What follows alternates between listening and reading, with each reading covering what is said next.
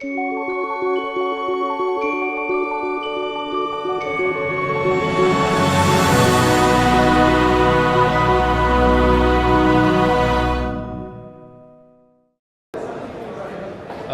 I'm Chris from Softspace. I'll be presenting to you our company. What we do basically is to change the way we pay. In Asia, normally people pay by cash. And we look into the underlying problem is because it's a chicken and egg situation. You need more acceptance points and you need more cards. What we do is that we transform the smartphone and make it a mobile point of sales to increase the acceptance points. Our solution does not go directly to the merchant, but we enable banks to go to merchants.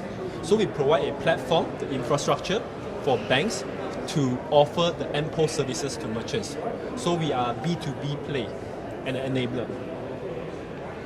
Before going to the solution, I want to touch a bit about the market. We know that Asia, the shipment of smartphone to Asia is very high. 500 million goes every year. And in Singapore, in many countries, penetration of smartphone is very high as well. And if you look into mobile payments, one of the key things I'd like to highlight is basically in 81% growth in developing Asia countries. Developing Asia countries is like Thailand, Indonesia, Vietnam, where the countries will want to jump into MPOS directly rather than go to credit card terminal because their infrastructure might not have a telephone line or be mobile based. So a lot of these countries are the key adopters of MPOS. We basically are very active in Southeast Asia at the moment. This is a report by Visa about the addressable market in Southeast Asia, and we are EMV approved. So for us to do this business, we must be EMV Level 1 and Level 2 approved to process credit cards. And we are in Visa Ready and MasterCard MPOS program where they have a best practices for MPOS. And these are the banks that are using our solution.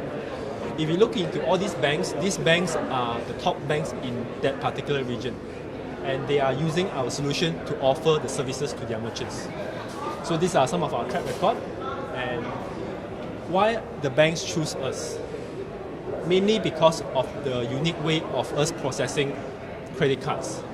We treat the smartphone as a highly insecure device. We do not use a smartphone to store credit card data or to process credit card data. It's merely a tool to read a card and to transmit the data encrypted to the bank's backend server, which our payment server resides.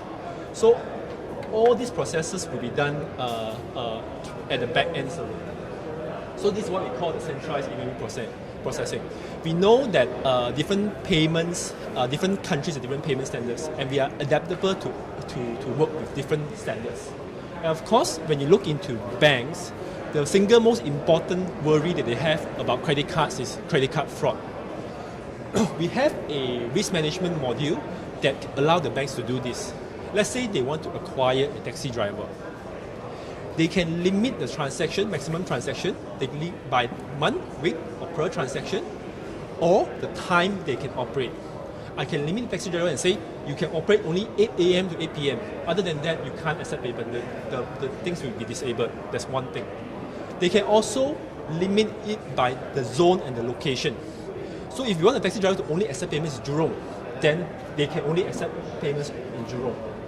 This also helps the banks to comply to regulatory compliance about cross-border transaction. This is how we limit cross-border transaction. Once it's outside the country, it is able. So these are the challenges in Asia about payments and how we are solving it. We are a white label platform. We are adaptable to work with local payment standards, and our technology allows us to work with different kind of platforms, and we are applying point-to-point encryption. From the card reader to the payment server is all encrypted. Our revenue model is pretty simple: CapEx, OpEx, and hardware sales, depending on what the banks want. But most of the banks prefer an OpEx model. Barrier of entry is basically technology, the certification that involves in payment, and what we realize that we are in a very conservative industry. Banks look for proven technology or track record. So with the amounts of banks that we deploy, it also provides confidence for them to use the product. Of course, we work with partners that have strong linkages with banks so that we provide level 1 or level 2 support in that particular country. So we are 2 years old. We signed 15 banks. We have a grant from the Malaysian government, USD 5.6 million, and we are 5 years tax free. So this is basically what we achieved in 2 years. We are 2 years, 2 months back. Thank you. Questions?